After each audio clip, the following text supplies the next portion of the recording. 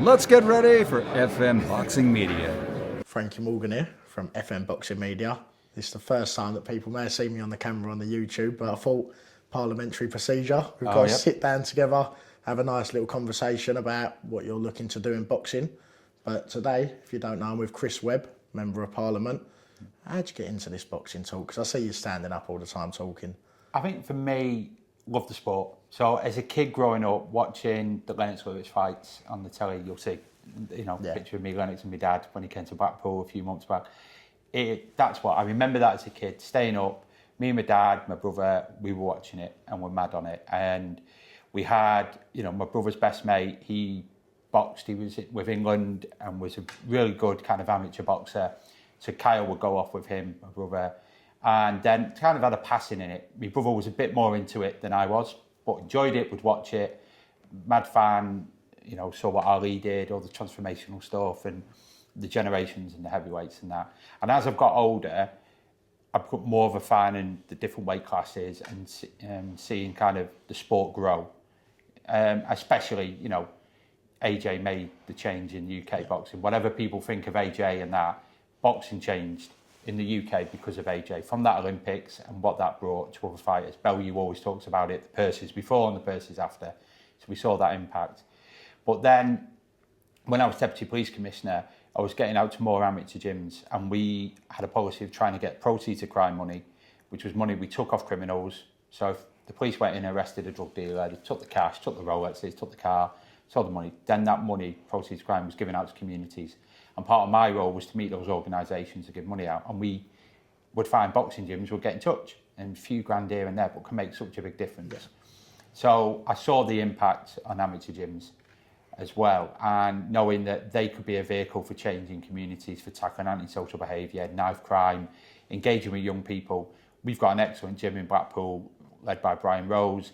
I know in that community, Brian is a local hero to them in a way that the police, social workers, teachers aren't. And we need to target those young people. And it's using those heroes like Brian to really reach out to them and say, there's a better way. You don't need a life of crime. You don't need to, be on the streets. Come to the gym. There's other options. And that's what, for me, I've got into this, is champion not just Brian's gym in Blackpool, but gyms right across the country. And that's why, again, as soon as I got in, I applied to be vice chair of the all-party group for boxing. And we've got a programme coming up soon of going out to amateur gyms right across the country to highlight the great work, to give it that attention, but also to bring partners together to get them the vital funding. Because they are often run on a shoestring, they're done by volunteers, they're doing incredible work, they're getting so many kids off the street.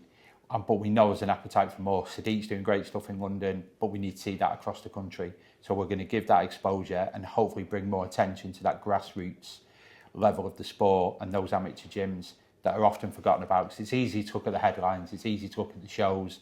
There's going to be a massive focus on Ben Eubank, for example, but how do we get that same focus in those amateur gyms? How do we turn those big shows and the profit made of that, with some of it dripping down to those amateur gyms to help them go in? There's been great initiatives and great kind of charities we're seeing that have set up, and we've seen some promoters working with that to help support those gyms, but we need to do more. But we also need to do more on a government level. So it's my job, I see, to raise that, to raise the profile, whether it's in the chamber, meeting with ministers, with Secretary of State, even up to the Prime Minister. We've got to raise the benefits of boxing. Yeah, so you mentioned Anthony Joshua, obviously went through the Olympic route, started off on, as you said, the drugs route, started off by selling drugs and then got caught out and then thought he would change his life around, went into boxing. But obviously we know 2028, they're not looking at doing boxing at the Olympics. Now, is that something that maybe if it went up to a Prime Minister level and started talking, that could maybe help push the Olympics to get boxing back into it? As if a Prime Minister and then you've got Donald Trump, obviously went over to the White House the other day, could have him get involved as well, saying let's get boxing back. Is that something that you might be trying to aim for, to try and help? We already are. So as the all-party group, and our last meeting we talked about it and got some updates. We're hearing some kind of good noises on that, but it has to be in there. It has to be there, the next ones. It can't not be. We see the greats. The fact that, you go back to, the age of Muhammad Ali, it was him around that Olympic Village that everyone wanted to meet. It was the boxers. With the Olympics, it was the Anthony Joshuas. It was those British athletes, male and female boxers, that were going in and wanted to be in that village, to create that vibe, but people wanted to have the photos with. And we need to continue that. It's always been how we can develop and give young people aspiration, particularly from working class backgrounds. It gives them a route out. AJ is the perfect example. You know, from Bellew and others from working class backgrounds right across the country have used boxing as that vehicle out. But the great thing about it, and you see those like AJ, Bellew and others, are using their now positions and their careers to help others. With the gloves up, knives down in Liverpool, what Bellew's doing and others, you can really see it's making an impact, and they're using that. And again, you'll have a kid in Watford or in Liverpool that will have fallen through the cracks, won't be engaging, probably expelled from school, but if they get to meet someone like Bellew or even Paddy in UFC and that, you see it, or Molly, they go, yeah, right, okay, right, I'm going to get in the gym now. I'm going to have that discipline, and it will change their life. And we've got to empower that more. And because I really think with the problems we've got in antisocial behaviour, youth ASB, bikes at the minute, or the moped situation, and you say knife crime, we can use boxing gyms to tackle that. And so we've got to make sure they survive, but on a footing to do more. And that's what we're looking at. But with the Olympics, it starts with that. There is that path. I saw it with, say, my brother's best mate, was that path into England boxing, GB and beyond. And you look at some of the greats that have come through, it's fantastic. We need to do more. Even as well close as last Friday, Natasha Jonas headlining. Obviously not the result she wanted, not the performance she wanted, but Miss GB, first athlete to box in the Olympics as a female for Great Britain. It's obviously pushed on, what's that, 12 years ago now, 13 years ago, and they're still making headlines. So it obviously shows what that London Olympics done, especially in boxing for them people. Yeah, the social value that's had, especially within boxing, and that legacy is incredible. And you say what Natasha's done, she's been an inspiration for the next generation of young female fighters in this country. You see what Katie Taylor's done, and you know, the incredible, and the stories that Katie had to box pretending to be a boy and all that, you know where it's moved from. But now we need to recognise, and again, that show on Friday was incredible. You know, it was the first one at the Royal Albert Hall of an all-female card. Obviously not the first female card, but even the more we can get it in those iconic venues, showcasing that and making sure that we try and get to that parity stage. But we know with boxing, it's a commercial business, so the more exposure we can give to female fighters, the more their value increases, the more they get sponsors and create that legacy. And you see it, you know, they're the ones giving the time. You saw after the fight, Natasha could have easily gone after that, I'm going back to my room, I need to be that. She stayed and had photos with all the people around the ring. She was there giving her time. And to me, that shows the type of special person she is and the people we need to be ambassadors in the sport, but also who government needs to listen to as well. Yeah, how beautiful was the venue, by the way? It's an incredible venue. It's the history of it, you know, if I'm right, Ali's fought there. You've had some iconic fights there over the years. And it's not had a boxing event for a while. It's great that we're back there. Choice might have been the last one during lockdown, so other than that, Yeah, but it's like for the public to come and see it. But we, you know, it's about looking at venues, and obviously I'm always going to be biased and say it'd be great to see, you know, one in the Tower Ballroom at Blackpool. And the amount of times I've been on live Q&As where Eddie's gone on to I'll answer questions, and I'm there as a fan going, come back to Blackpool, come back to Blackpool. And when I do meet Eddie in a few weeks, that's exactly what I'm going to be saying. Of course, as a fan, as a local, proud Northerner, of course I'm going to say, come back, it's iconic. But then we've got to look at that appeal. But like I say, Blackpool's thriving. We've got, you know, Spencer Brown, Fury's manager, who's based in Blackpool, is constituent of mine, great guy who's doing so much for boxing, but also investing that into local community, and we need more of that. So obviously I'm always going to champion Blackpool, but it's what we can do beyond the country. Yeah, so keeping on the Olympic topic, we can't talk around Parliament this week, talk boxing at the same time without talking Luke Campbell. How do you feel about Luke Campbell stepping up? He's going for mayor of the area that you actually studied at university. Yeah, it was quite an interesting one. It kind of came out of the blue. Now, you know, what I will say, it's great to see people from all different backgrounds going into politics. Whatever party, it's great that he's putting his head. It's not easy. There's going to be abuse. He's going to get it. Now, it's probably, you know, this guy used to get punched in the face for a living. You know, I think he can handle the social media abuse that comes with putting your head above it and being a politician. But I say all power to him. You know, he's going to have an interesting time of it. Obviously, I'll be supporting the Labour candidate there, and I'm hopefully back there in a few weeks for Rugby Old Boys. I was president of Rugby League when I was at uni, and it's an incredible club, incredible city, with the culture, the history. But all good. The more you've got people from different backgrounds, especially from boxing, putting their perspective on the political agenda and talking. And you've seen it, with Chisora. Great. I was chatting to Nigel, I think it was just before Christmas, bumped into him, we were chatting about boxing and Chisora, because Chisora came into Parliament. It's great. The more we've got people talking about it, advocating for the sport, cross-party, and that's what our all-party group is. It's cross-party of people from all different. The first meeting I was in there, you had Labour MPs, Conservative MPs, Suella and others all talking about it. Suella, former Home Secretary, saying, I've seen the transformational values of boxing in communities when I was Home Secretary. That's what you need. Former Home Secretary saying how great boxing is. That's fantastic. I don't care what part they're from. We need that. And that's how you'll make changes, that cross-party. So I wish him the best of luck. Enjoy it. Obviously, I'm rooting for the other guy, but, it's great to see. Yeah, definitely. So obviously he's going to be trying to push into politics. You spoke about Eddie Earn, who was his promoter at one point. You spoke about him maybe coming to see you in a couple of weeks, but he's shown you love from the moment that you stepped up. There's been blogs over Matchroom's boxing. There's even been blogs on boxers' pages and Frank Warren's pages, but it feels like Eddie and Frank Smith and Matty and all of them lot are showing you a lot of love, and they're trying to get you involved as much as possible by the looks of things. I think with this is they want boxing spoken about at the highest level. They know that's how they get the change. The community work they're doing, the others, from Brian and the work he's doing in Blackpool and, going into schools, I'm helping out as much as I can at a local level. But we know if you want national change, you need those. And, the platforms that Eddie, Frank Warren, Ben Shalom have got, and all the other promoters is what we need. And Spencer Brown as well. Spencer's doing incredible stuff. It's like, the guy never stands still. He's all over. But it's those advocates. And for me, if I can showcase that and work with them to help grassroots and promote not only the great and the good they're doing, and the good shows about bringing money. Because again, we were losing shows to Saudi. We get it, that's the money. But we know from that purses and those boxers that those getting that Saudi money means they're paying their trainers, the strength and conditioning, the nutritionists. That goes into their local gyms, which is those kids in the local high street are going into. So it trickles down. But when we're getting shows in the UK and we need to shout about it. Yeah. This is great. We've got an incredible soft power export in our sports, and especially boxing.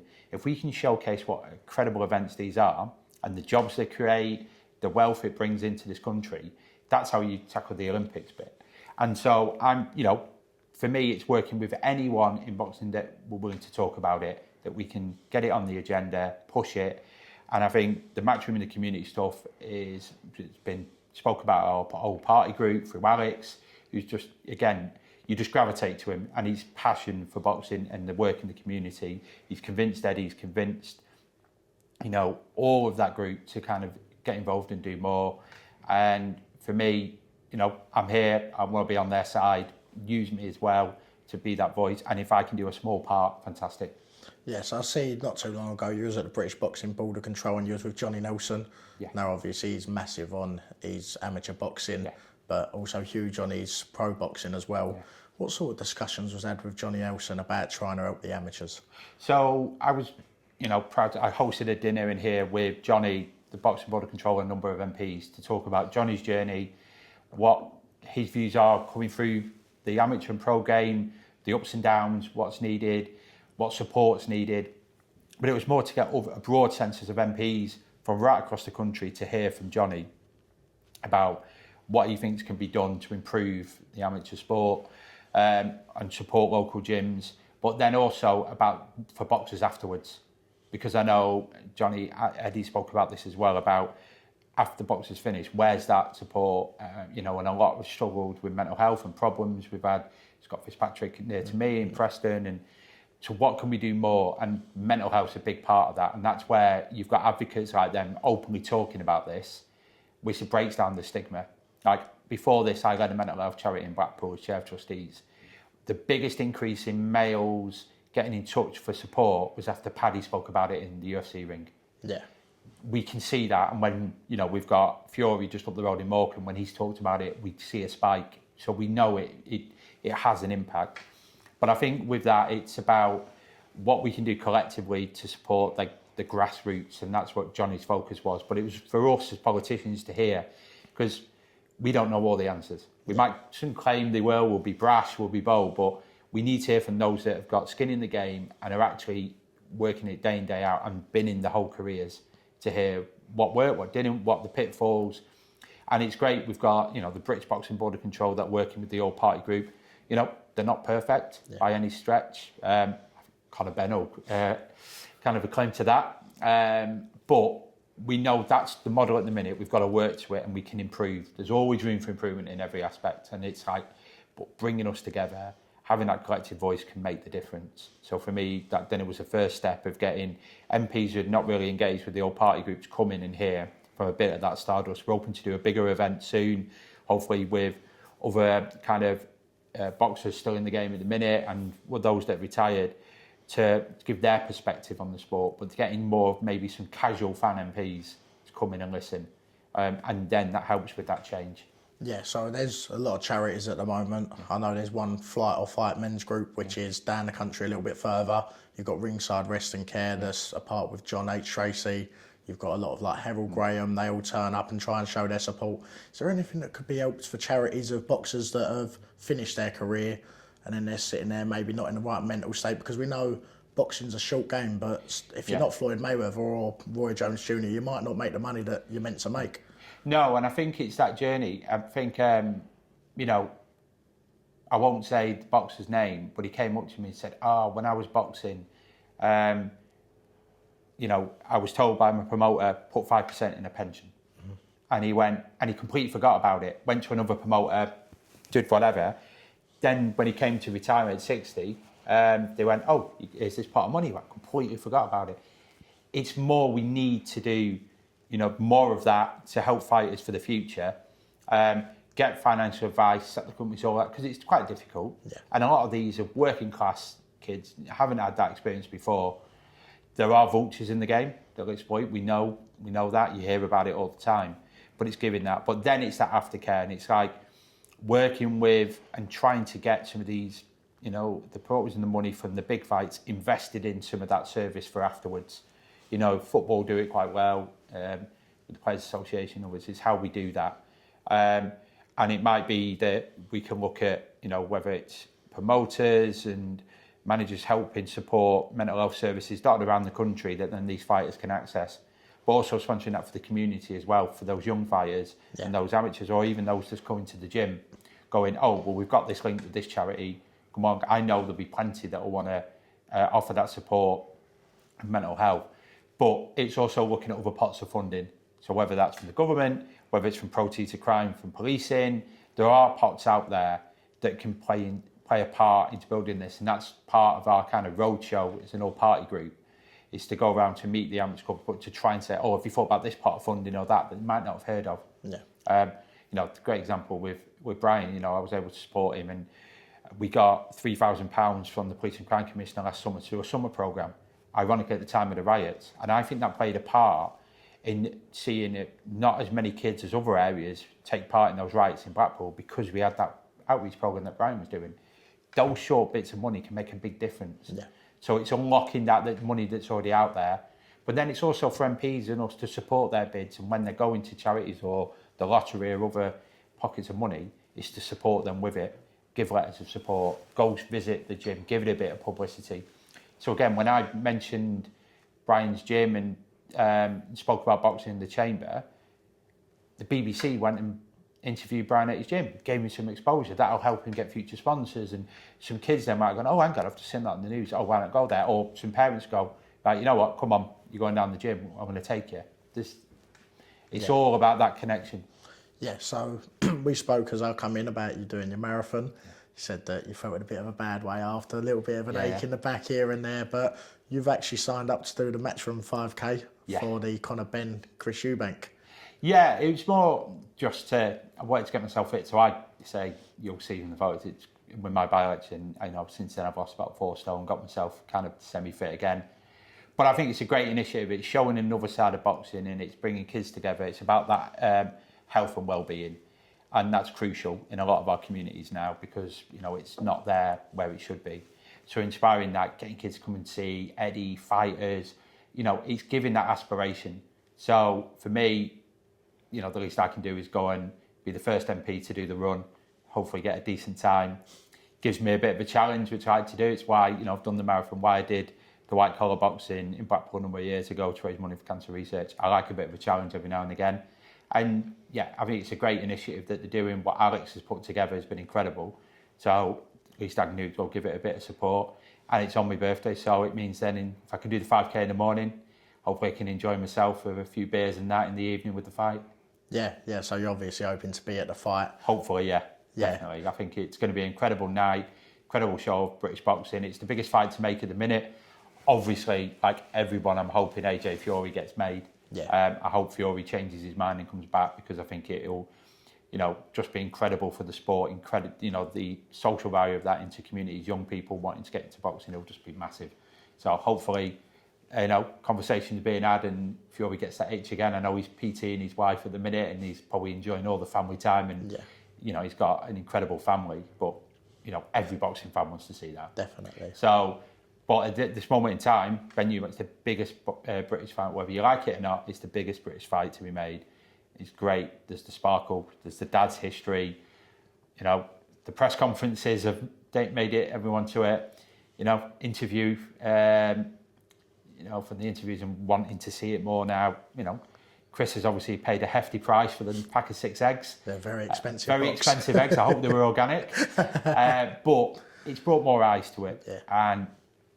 And that's all can only be a good thing. But we need to look at how we can turn events like that and how it doesn't just be a great night, that one night. What is the legacy that can create for local clubs or kids? How can we get kids from, you know, some of the amateur clubs to go see that and go watch that fight, be part of it, be part of that atmosphere, be there and get that buzz when Sweet Caroline comes on. You know, it's that to go, you know what, I am going to go to the gym the next week, or someone's going to go, you know what, I will support the local amateur gym, I'll give it a bit of sponsorship, or, you know, or actually, you know what, even as an adult, you know, again, I go back to Brian's gym, they've got a great thing for older men to go in, kind of 30s, 40s, 50s, who, you know, struggling a bit, go and become a group. So it's helping, you know, the other generations as well. It's not just about getting in a ring and fighting. It's all the other aspects of pad work, training, fitness, camaraderie, and that, you know, all about that well-being.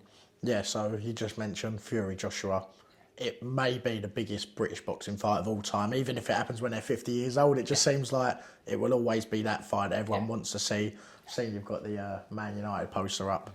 The other day, you must have got goosebumps seeing Tyson Fury walk out. Maybe an announcement coming for a fight. Did you think this could be it? Old Trafford, Fury Joshua, maybe? It was teased, and you want to wish. Don't get me wrong, it's like seeing Fury at Old Trafford's always great to see, and I know he's always wanted to box there. And you think, you know, Ben Eubank fought there. You know, the dad's Old Trafford. You've seen some great nights, and it's always been a bit kind of disappointing. We haven't seen many boxing events at Old Trafford. Yeah. You know, we get a lot of the big fights tend to be in London, and it's always like, well, why can't, you know, we've got stadiums here. You know, you've got, as I say, you've got Liverpool Stadium, you've got the new Everton one. We've got the facility now in the north, especially in the northwest. So we need to be looking at that. You know, and for me, it's encouraging mayors to work alongside, you know, promotional companies to say, look, come and use us, come and have a look. You know, I'd love to see an arena in Blackpool to do the same and to work with. Obviously, it's not going to be on the scale of Old Trafford, but yeah, you hope the new stadium looks great. My dad, who's a Liverpool fan, has not stopped sending me pictures of Butlins and all the rest of it. I got sent one of Ashford's shopping centre yesterday. I've seen everything. But it's great because that investment that's going to go right across that area, you know, and it will have, you'll see it right across Manchester and the northwest, which is great. And hopefully, you know, I remember as a kid watching England matches at, you know, Old Trafford.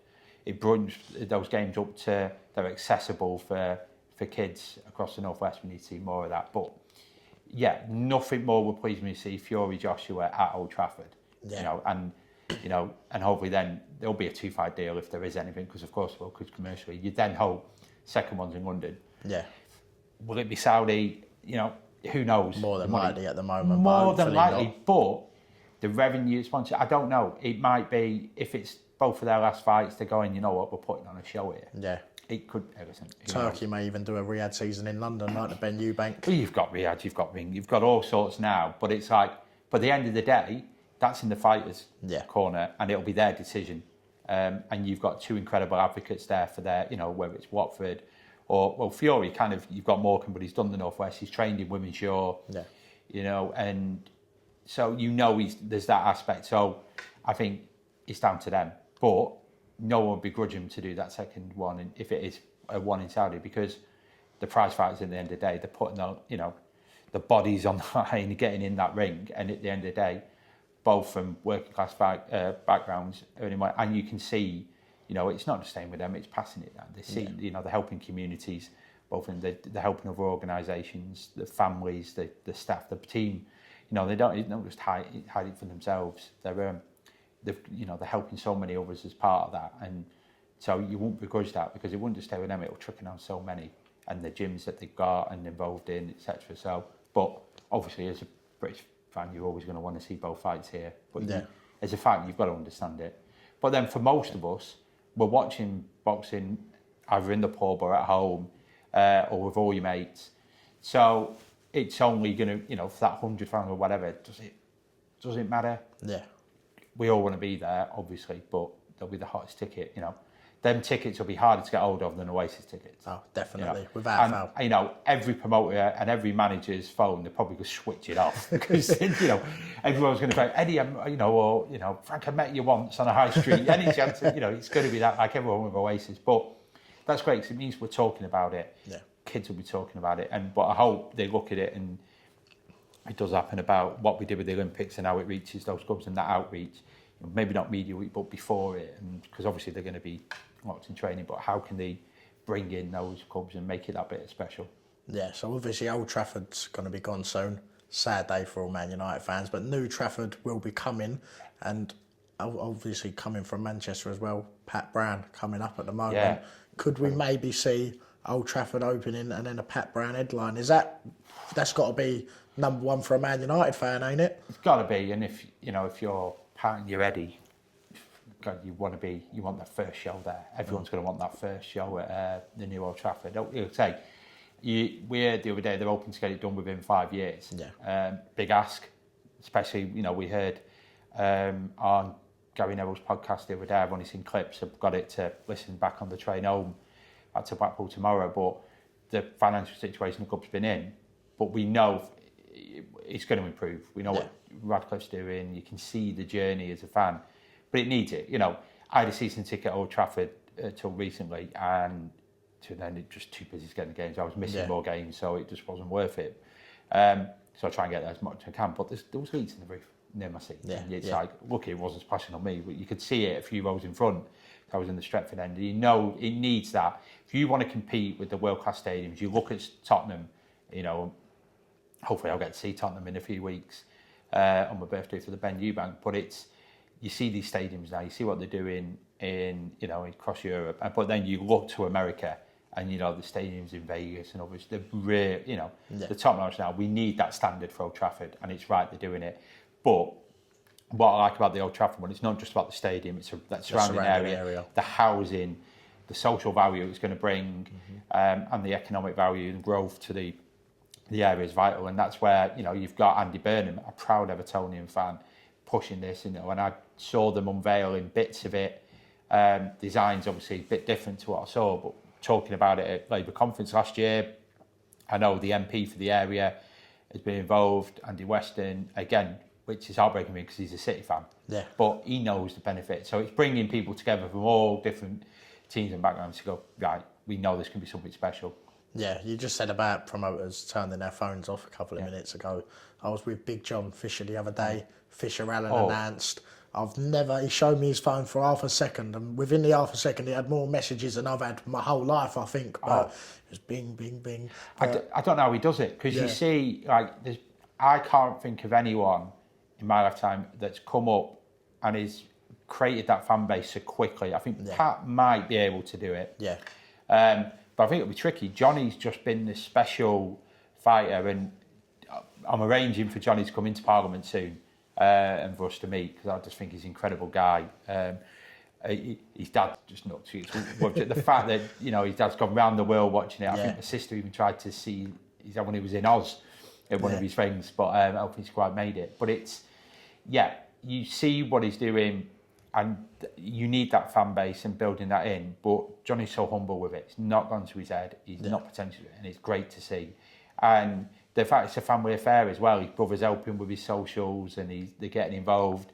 It's changed their family's life. Merchandise, This is what I mean. Well, you know, I've ordered some. It's changed their whole family's life. Great, and it's having that value and, you know, setting them up that if something happens and he gets an injury and can't box, there's that now foundation. But I think what they love about that, and it's a family affair, the fact people are messaging, you know, Dan, and they think they're involved, they're part of it, that journey. Like, you know, he's suddenly going to probably need a whole staff to do that, or they'll just go like, you've got to go to Eddie, but and go through much. But it's great to see. And I saw his Instagram when he says, "I've got all your 1,000 messages, just bear with me. I'm waiting for Eddie to give me the tickets." And actually, but that just shows how powerful if you've got, you know, the right story, the right individual people get behind, and that's why, you know, Fisher Allen 2 is going to be great. Yeah, you know, it's I will definitely be tuning into that. And, you know, I've followed Dave Allen for a long time. Again, Don Eden from where I was at uni, and his story, and again how it's changed it. And you know, and he's been very open about his struggles, which is incredibly brave of him. But it's changing him, and he's now got doubling the person last time, and that's setting him up for his family, which is great. But yeah, you've got two great lads there that are going in, and it's, you know, you just want to see them both come out, you know, want to get home safe to my wife and kids, as Bellew famously said. You want to see that for both, you know, both the lads, but knowing they're going to make a good bit of till for both of them. So yeah, it's great to see with the tickets and the family affair, and that's only going to grow, because I think we're going to see Johnny go from strength to strength, and he's going, you know, the right pace, the right challenges.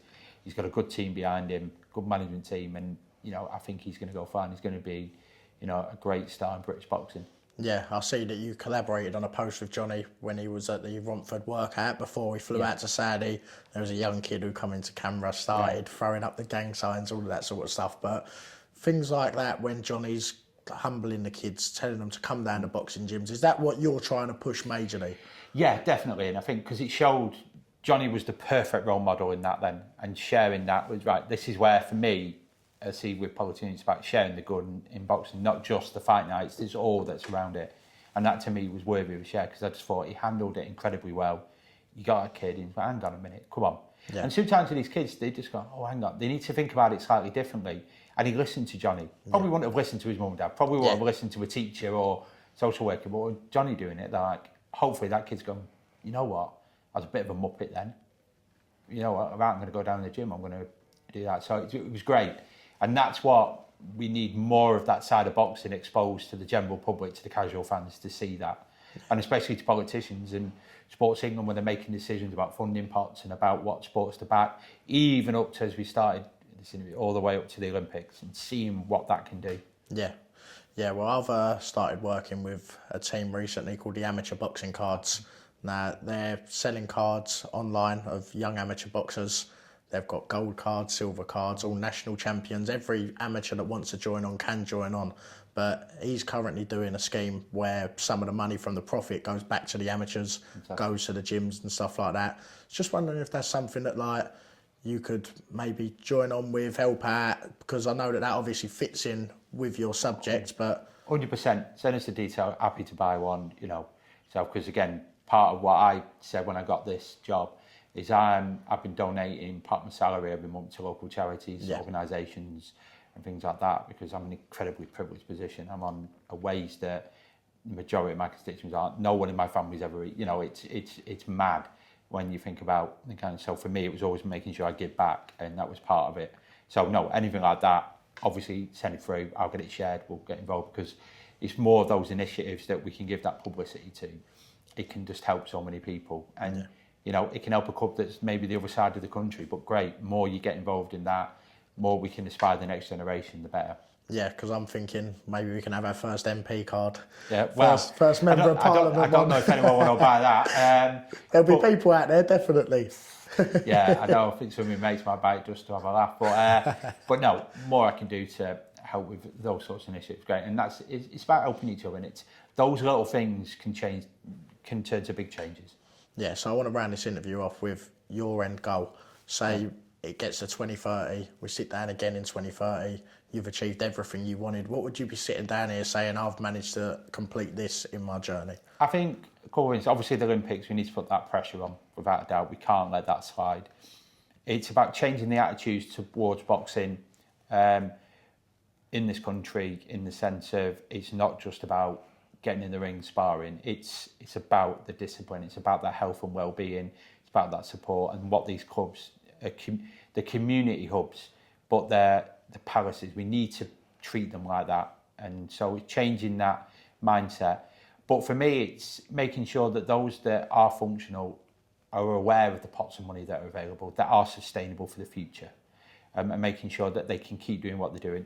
You know, we know amateur clubs are built on the backs of volunteers and giving that time, but it's about us as politicians having their backs and going, look, we know the work you're doing, it's incredible, it's making such an impact in the community with regards to crime for you, but we've got you here, come to us, we'll help. So if we can do that, and we can see that change in attitudes, there's been talk about amateur clubs receiving direct government funding. I think that's something to look at 100%. Government funding is tight at the minute, everyone knows that, but we know investing in these clubs and the social value it will have is something that's definitely got to be looked at. We've got to look at some proposals with that. But there are pots of money out there that a lot of gyms and a lot of trainers just wouldn't know where to look. And there are some great organisations that are helping with that. I'm meeting a few soon, some that have been supporting Brian in Blackpool to help with that bid writing. But it's also changing that mindset of local councils to say, help, let's support it. It's great, you know, Blackpool Council support Brian. His gym is in the council sports centre, so they support where they can, and they work with him in schools, but we need to see that replicated across the country. But when you come back to, you know, with Luke standing in Hull, the more you've got boxers getting into the politics game, shouting about it, the more people will listen. And I suspect, you know, if he is lucky enough to win, then, you know, that will be part of his agenda, and those schools and those councils in his area will have to listen. Yeah. So the more of that. And, you know, you've got advocates in here that talk about boxing, like I said before, from Nigel, Farage to us in our party group, me and the chair, Imran. The more we can do it, the better. Chris, we'll get that interview booked in for 5 years' time. Right. Hopefully we'll sit down and talk about all the stuff you've completed. But I want to say thank you very much for the interview. No problem. I look forward to seeing you soon. Cheers.